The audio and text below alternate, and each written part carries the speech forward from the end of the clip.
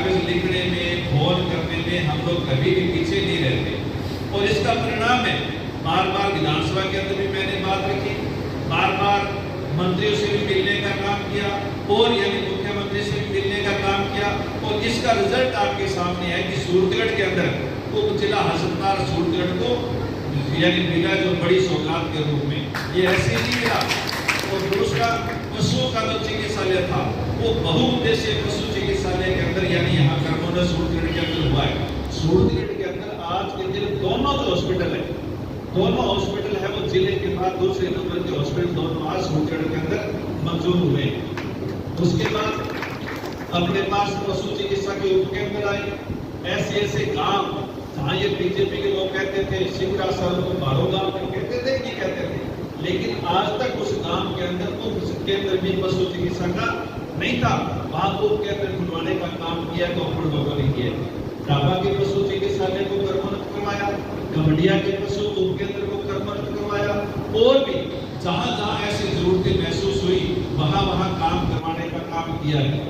और लास्ट बात ये कहना चाहता हूँ, बजट 5 करोड़ रुपए मिलता है। आप सब लोग प्रयास करते हैं हमें भी ये दो, हमें भी ये दो, और प्रयास किए कि हर ग्राम पंचायत को हम कुछ न कुछ दें, इस तरह का प्रयास किए। और आज लगभग 5 करोड़ 60 लाख की अनुशंसा आज के दिन में इस साल के बजट की कर चुका हूँ। इसमें कई विधायक ये कर रहे हैं, मैं आपको बताऊं, अब तो चुनाव होना है, ये सरपंच तो रहना को नहीं, आगे तो नया सरपंच आएगा, आप आने बजट क्यों देगा।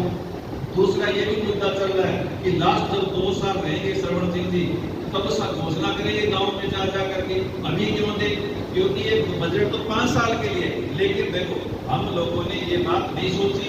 जहां भी मैं गया हूँ, आप लोग हमारे बीच में रहे, गांव में जाकर के वार्ड के अंदर आप लोगों ने जो जो समस्या रखी है प्राथमिकता का काम, और मैं ये नहीं कह रहा सारी पूरी करनी, सारी नहीं हो सकती, मेरे से भी नहीं, सरकार से भी नहीं होगी, मेरे से कैसे होगी 5 करोड़ में, लेकिन प्राथमिकता के आधार पर और सभी को थोड़ा थोड़ा मिले, इस बात को ध्यान में रख करके बजट देने का काम किए। और आज सूरतगढ़ विधानसभा क्षेत्र के अंदर पूरी तरह से हमारा कार्यकर्ता बड़े मजबूती से हमारा कार्यकर्ता वो संघर्ष कर रहा है, लड़ाई लड़ रहा है। वोट चोरी की बात हो रही है, उसमें हमने ये बैठक बहुत महत्वपूर्ण रखी गई है।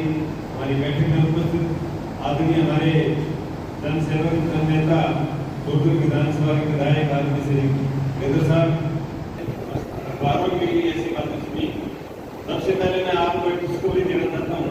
हमारी जो कर्नाटक में 22 नंबर जोन जिला में क्या था, वो हमारे कांग्रेस प्रत्याशी श्री लूणा जो विजय हुई है, आप सबको बहुत बहुत बधाई। जय कांग्रेस, जय संगठन, कांग्रेस पार्टी, कांग्रेस पार्टी। इसी तरह हमारे जो राजस्थान में भी ये प्रक्रिया में चालू की गई है, और चुनाव विभाग द्वारा हर बूथ पे जो BLO नियुक्त किए गए उनको वर्तमान में 2002 की वोटिंग दी गई है। 2002 की वोटर है तो 2002 में वोट थे अपने माता पिता के, अपने परिवार के, और वर्तमान में 2025 में जो वोट है उनसे लेके आज जो वोट है उनकी वेरिफिकेशन कराई जाएगी। पहले वो बैठ के सत्यापन करते हैं, उसके बाद में घर घर जाके एक वो गणना फार्म भरेंगे, जिसमें अपना नाम नहीं है तो वो अपना फार्म सत्यापन कराएंगे। जो परिवार अपने जैसे 2002 में अपने माता पिता का था, अपने परिवार के वोट है, वर्तमान में अगर वो है तो सही है, अगर नया वोट कोई अपने जोड़ा है बीच में तो उसकी वो गणना फार्म भराएंगे। वैसे हर वोट की वर्तमान में गणना फार्म और गणना फार्म के साथ दो फोटो रंगीन दी जाएगी। तो मेरा आपसे आग्रह है कि जो BLO है अभी अपने बूथ अध्यक्ष प्रत्येक बूथ वाइज नियुक्त किए गए, उनसे मेरा व्यक्तिगत आग्रह है कि BLO से संपर्क करके, और BLO का नाम जैसे आपको पता नहीं है तो मैं जो अपने मंडल अध्यक्ष है उनको सूची करा दी जाएगी। मंडल अध्यक्ष का ये दायित्व है प्रत्येक बूथ में हमारा, क्योंकि जो RSS के कार्यकर्ता हैं वो बहुत एक्टिव है और उनका ये मांग रहेगी कि हमारे वोट ज़्यादा से ज़्यादा काटे जाए।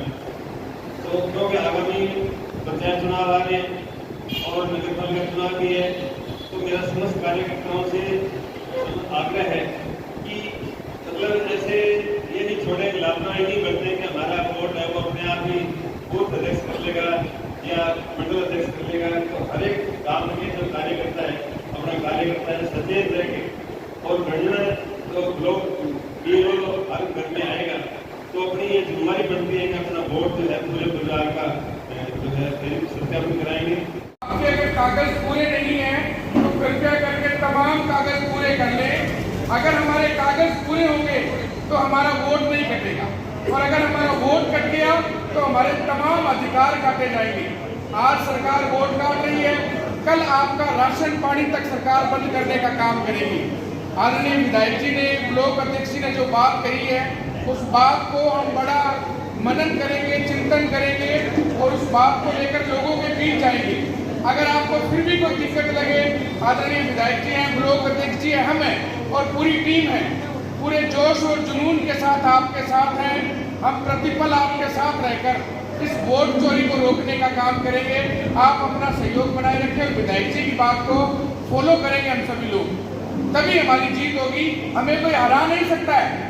अगर हम हारेंगे तो हमारी इस कमजोरी की वजह से हारेंगे।